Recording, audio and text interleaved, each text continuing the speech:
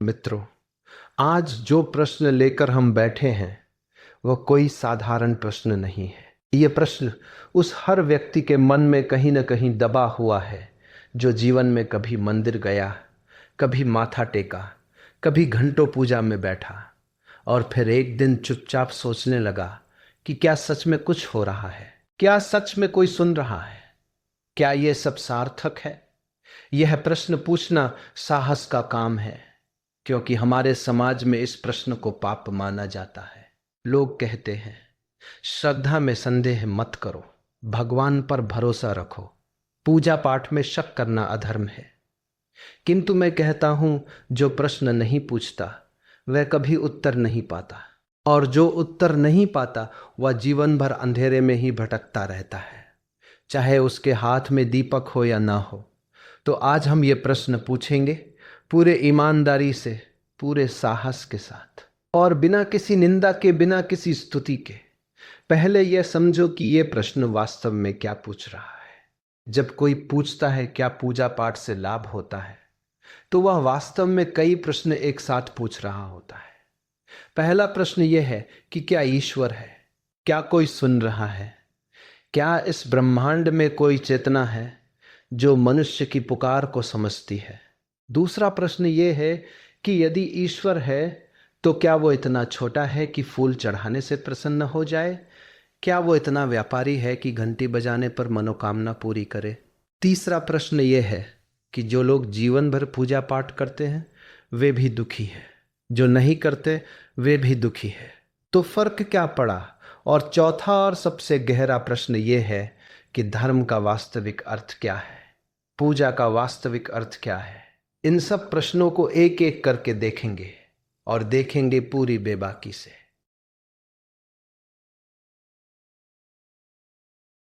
मनुष्य ने पूजा कब शुरू की, यह जानना जरूरी है।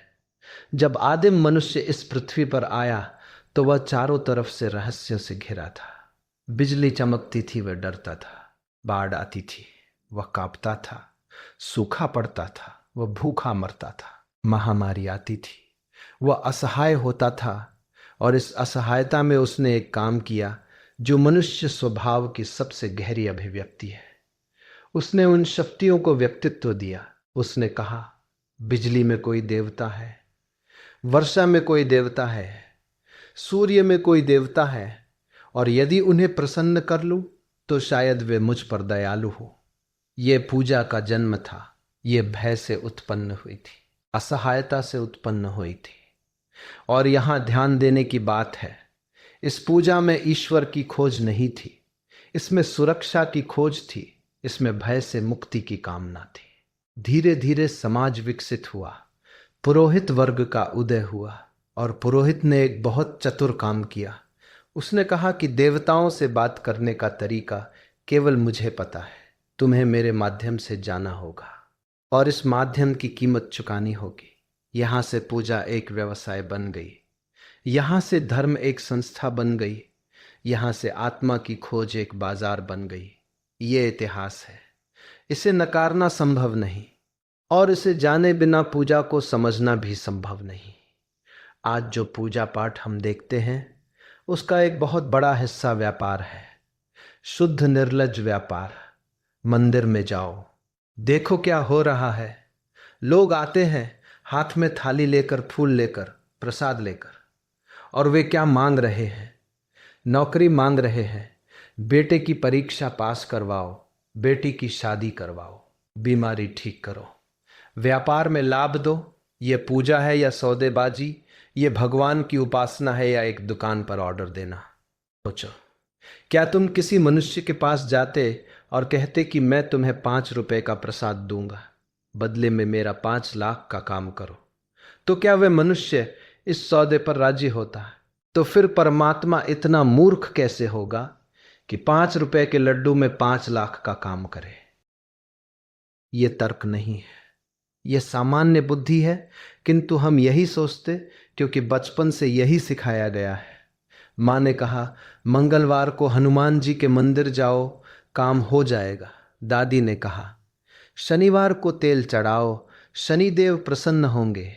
पंडित जी ने कहा, यह यज्ञ करो, ग्रह दशा ठीक हो जाएगी, और हम करते रहे क्योंकि भय था, और भय में बुद्धि काम नहीं करती। अब एक और पहलू देखो, जब पूजा के बाद काम नहीं होता तो क्या होता है? तो पंडित जी कहते हैं तुमने सही विधि से नहीं की, या कहते हैं तुम्हारे भाग्य में नहीं था, या कहते हैं भगवान की मर्जी।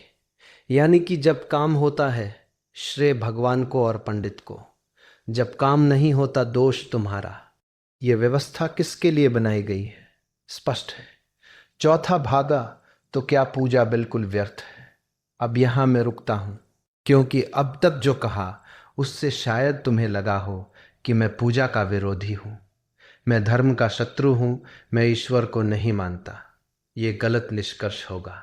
मैं उस पूजा का विरोधी हूं जो भय से होती है, उस पूजा का विरोधी हूं जो सौदेबाजी है, उस पूजा का विरोधी हूं जो दिखावा है। किंतु एक और पूजा है, एक और उपासना है, एक और धर्म है, और उसकी बात करना अभी बाकी है। पहले ये समझो कि पूजा पाठ के कुछ लाभ वास्तव में होते हैं, किंतु वे लाभ भगवान से नहीं आते। वे लाभ उस मनोवैज्ञानिक प्रक्रिया से आते हैं जो पूजा के दौरान घटित होती है। जब कोई व्यक्ति प्रतिदिन सुबह उठकर पूजा करता है तो वह एक अनुशासन का पालन कर रहा है। यह अनुशासन मन को एक ढांचा देता है और ढांचे में मन अधिक स्थिर रहता है, तो वह एकाग्रता का अभ्यास कर रहा है। मंत्र की ध्वनि एक ध्यान की प्रक्रिया है। मन एक बिंदु पर टिकता है और यह टिकना शांति देता है। जब कोई व्यक्ति मंदिर जाता है तो वह अपनी दैनिक दिनचर्या से बाहर निकलता है, एक ऐसी जगह जाता है जहां वातावरण शांत है, धूप अगरबत्ती की सुगंध है, घंटी की ध्वनि है। ये सब मिलकर एक ऐसा वातावरण बनाते हैं जो मस्तिष्क को रिलैक्सेशन मोड में ले जाता है, और जब मन शांत होता है तो विचार स्पष्ट होते हैं, निर्णय बेहतर होते हैं, शरीर स्वस्थ होता है, रिश्ते बेहतर होते हैं। तो क्या यह लाभ भगवान ने दिया या यह लाभ उस प्रक्रिया ने दिया जो पूजा के दौरान हुई?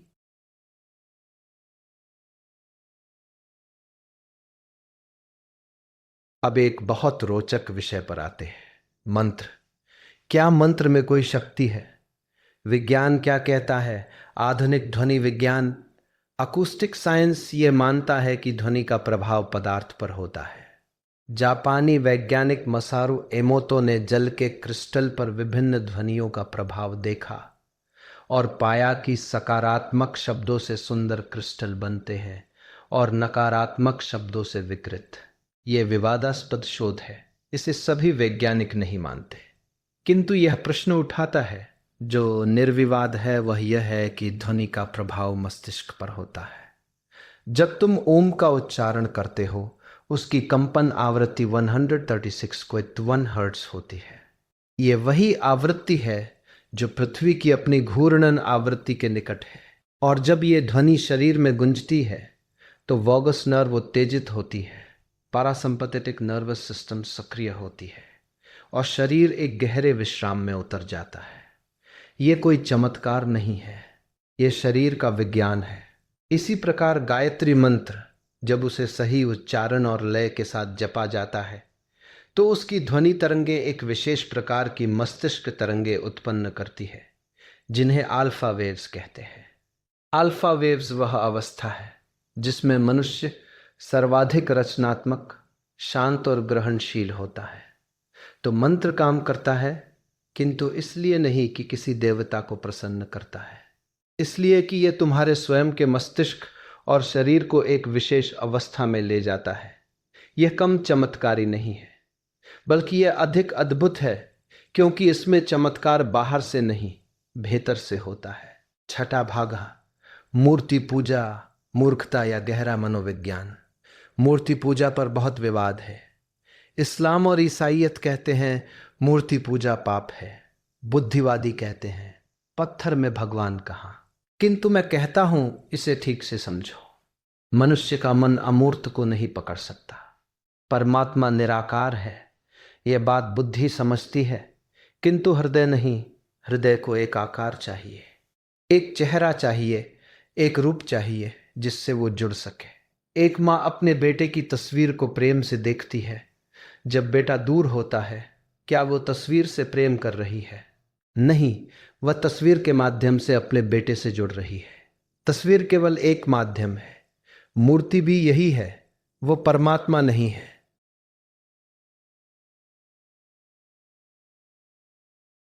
वह परमात्मा की ओर इशारा करने वाली एक उंगली है, किंतु हम उंगली को ही देखते रहते हैं। चांद की ओर इशारा करती उंगली को देखते हैं और चांद को भूल जाते हैं। जब कोई भक्त कृष्ण की मूर्ति के सामने बैठकर आंखें भर लेता है, तो उस क्षण में जो घटता है वह मूर्ति के कारण नहीं घटता। वह घटता है उस भक्त के हृदय में जो प्रेम उमड़ता है। उस प्रेम में वह अपनी समस्त पीड़ा रख देता है, और पीड़ा को किसी के सामने रख देना, यह एक अद्भुत मनोवैज्ञानिक मुक्ति है। इसीलिए कन्फेशन की प्रथा ईसाइयत में है, इसीलिए मंदिर में रोने की परंपरा हिंदू धर्म में है। यह स्वयं को खाली करना है, और जो खाली होता है उसमें शांति भरती है। तो मूर्ति पूजा गलत नहीं है, यदि तुम जानते हो कि तुम क्या कर रहे हो, और गलत है यदि तुम मूर्ति को ही परमात्मा मान बैठते हो। अब एक ऐसी बात करते हैं जो शायद तुमने पहले नहीं सुनी। हमारे शास्त्रों में पूजा के 3 स्तर बताए गए हैं।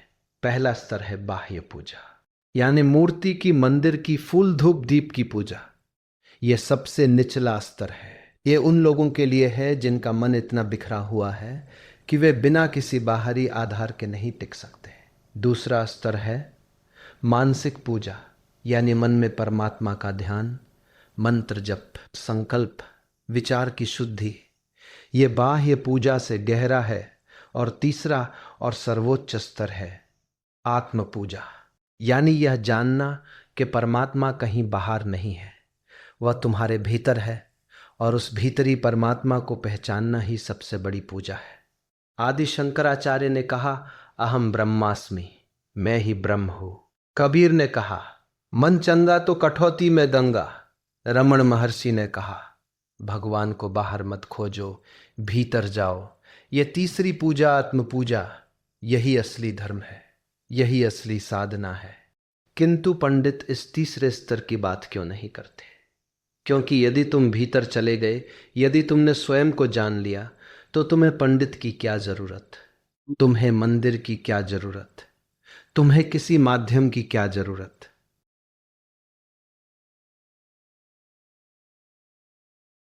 पंडित की दुकान तभी चलती है जब तुम बाहर खोजते रहो वे लोग जो पूजा करते हैं और सुखी हैं क्यों। अब एक व्यावहारिक प्रश्न, ऐसे बहुत लोग हैं जो प्रतिदिन पूजा करते हैं और जीवन में सुखी प्रतीत होते हैं। क्या उनकी पूजा काम कर रही है? हाँ, किंतु जानो कि क्यों। पहली बात, वे लोग जो श्रद्धा के साथ पूजा करते हैं उनके मन में एक गहरा विश्वास होता है कि कोई है जो देख रहा है, कोई है जो सुन रहा है। ये विश्वास, चाहे वास्तविकता में सत्य हो या ना हो, एक अद्भुत मनोवैज्ञानिक सुरक्षा देता है। प्लेसेबो इफेक्ट के बारे में जानते हो? जब किसी रोगी को नकली दवाई दी जाती है किंतु कहा जाता है कि ये असली दवाई है, तो अनेक बार वह ठीक हो जाता है, क्योंकि विश्वास स्वयं एक औषधि है। श्रद्धालु की पूजा भी यही करती है। वह जानता है कोई है, और इस जानने में एक गहरा सुकून है। दूसरी बात, जो लोग नियमित रूप से पूजा करते हैं उनके जीवन में एक अनुशासन होता है। वे नियत समय पर उठते हैं, स्नान करते हैं, एक निश्चित क्रिया करते हैं। यह अनुशासन जीवन को एक ढांचा देता है, और ढांचे में जीवन अधिक व्यवस्थित होता है। तीसरी बात, पूजा में जो मौन होता है, जो एकाग्रता होती है, वह एक प्रकार का ध्यान है, और ध्यान के लाभ तो निर्विवाद है। तो ये लोग सुखी है, पूजा के कारण नहीं, पूजा की प्रक्रिया के कारण। ये सूक्ष्म किंतु अत्यंत महत्वपूर्ण भेद है। वे लोग जो जीवन भर पूजा करते हैं और दुखी रहते हैं, क्यों? दूसरी तरफ देखते हैं, ऐसे भी बहुत लोग हैं जो जीवन भर पूजा पाठ करते हैं और फिर भी दुखी हैं, क्यों? क्योंकि उनकी पूजा एक यांत्रिक क्रिया है। वे रोज मंदिर जाते हैं, किंतु बिना किसी जागरूकता के। घंटी बजाते हैं किंतु मन में कल के काम की चिंता है। मंत्र जपते हैं किंतु होठ हिलते हैं, मन कहीं और है। यह एक आदत है और आदत कभी रूपांतरित नहीं करती। दूसरी बात, वे पूजा को एक बीमा पॉलिसी की तरह उपयोग करते हैं। रोज पूजा करते हैं ताकि भगवान नाराज ना हो, ताकि कोई विपत्ति ना आए। ये प्रेम नहीं है, ये भय है, और भय में की गई पूजा शांति नहीं देती। और तीसरी बात, वे पूजा के बाद भी वही करते हैं जो पूजा से पहले करते थे। झूठ बोलते हैं, दूसरों को ठगते हैं, कमजोरों का शोषण करते हैं।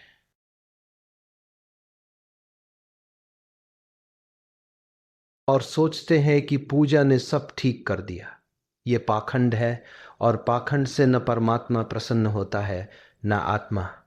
और अब हम उस प्रश्न पर आते हैं जो सबसे महत्वपूर्ण है, असली पूजा क्या है। मैं तुम्हें कुछ उदाहरण देता हूं। एक माँ रात को अपने बच्चे को दूध पिलाने उठती है, नींद टूटती है, थकान है, किंतु प्रेम से उठती है और बच्चे को पिलाती है।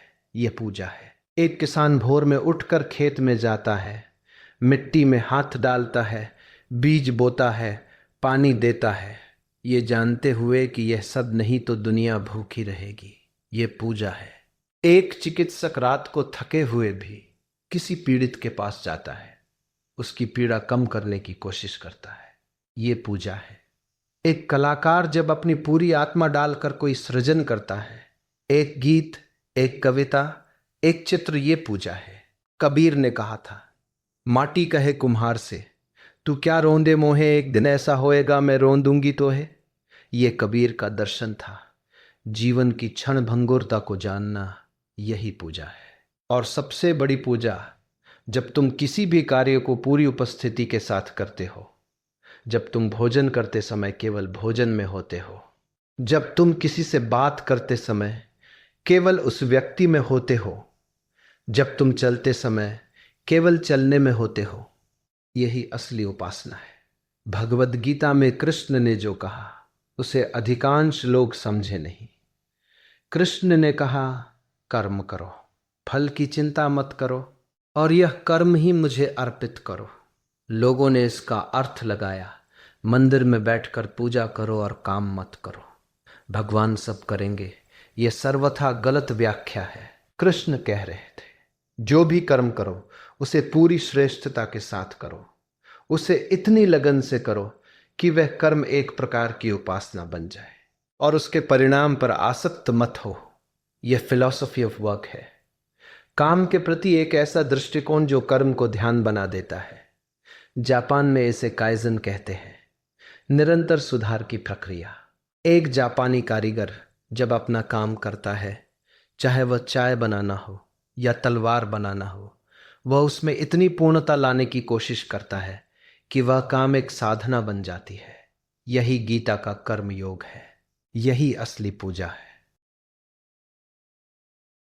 एक तुलना करते हैं, पूजा में तुम कुछ मांगते हो, ध्यान में तुम बाहर की ओर जाते हो, ध्यान में तुम भीतर की ओर जाते हो, पूजा में एक और की उपस्थिति मांगते हो, ध्यान में स्वयं की उपस्थिति पाते हो। पूजा एक संवाद है, ध्यान एक मिलन है। और यदि पूजा गहरी हो जाए, यदि पूजा में मांगना बंद हो जाए, यदि पूजा में केवल उपस्थिति रहे, केवल प्रेम रहे, तो पूजा ध्यान बन जाती है। मीरा की पूजा ध्यान थी। उन्होंने कभी कुछ मांगा नहीं, वे तो बस प्रेम में डूबी थी। वह प्रेम इतना गहरा था कि उन्हें अपने शरीर की सुध नहीं रही। वे नाचती थी, गाती थी, न किसी दिखावे के लिए, न किसी फल के लिए, बस इसलिए कि प्रेम में नाचना पड़ता है।